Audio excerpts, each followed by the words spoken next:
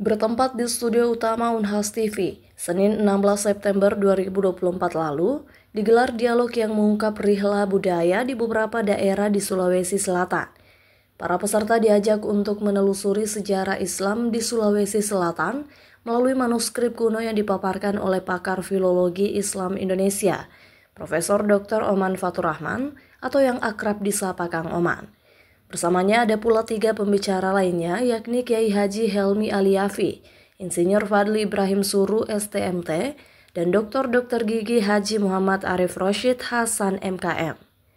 Dalam diskusi budaya yang digagas Merial Institute bekerjasama dengan Ngariksa dan Makassar Heritage Society ini, bertemakan Cahaya Nabi dalam Naskah Sulawesi. Di kesempatan itu, Kiai Haji Helmi Aliafi menuturkan hasil penelusuran tim rihla budaya di beberapa kota, seperti Parepare, Bone, dan Sengkang.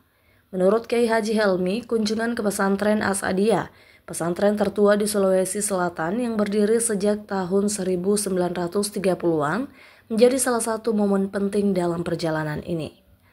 Tim rihla budaya tidak hanya menelusuri jejak manuskrip, tetapi juga menjelajahi akar kesejarahan Islam yang kian penting untuk dipelajari. Arif Roshid Hasan dari Merial Institute menegaskan pentingnya menggali akar sejarah untuk masa depan bangsa.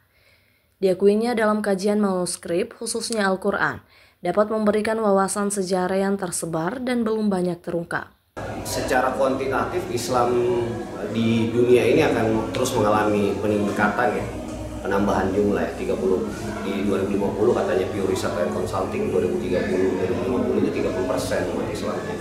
Dan Indonesia dari dulu kan kita itu jadi negara dengan penduduk agama Islam terbesar di dunia.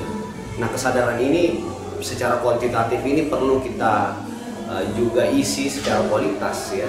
Karena jangan sampai kita hanya jadi buih di lautan kata orang-orang gitu ya. Karena kalau kita tidak sadar konteks ya bahwa kita di Indonesia, kita punya banyak masalah juga ya, utamanya buat anak-anak muda, kita tidak akan bisa menjadi pusat peradaban ya sebagaimana yang diharapkan oleh banyak orang.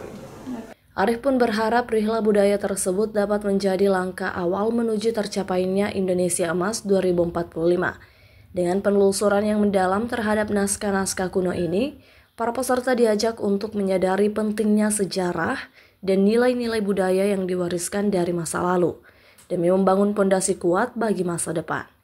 Dialog ini dipandu oleh Husnul Fatimah Ilyas, dengan tujuan untuk menggali lebih dalam mengenai silsilah, jati diri, dan pengetahuan yang berkaitan dengan keluhuran bangsa.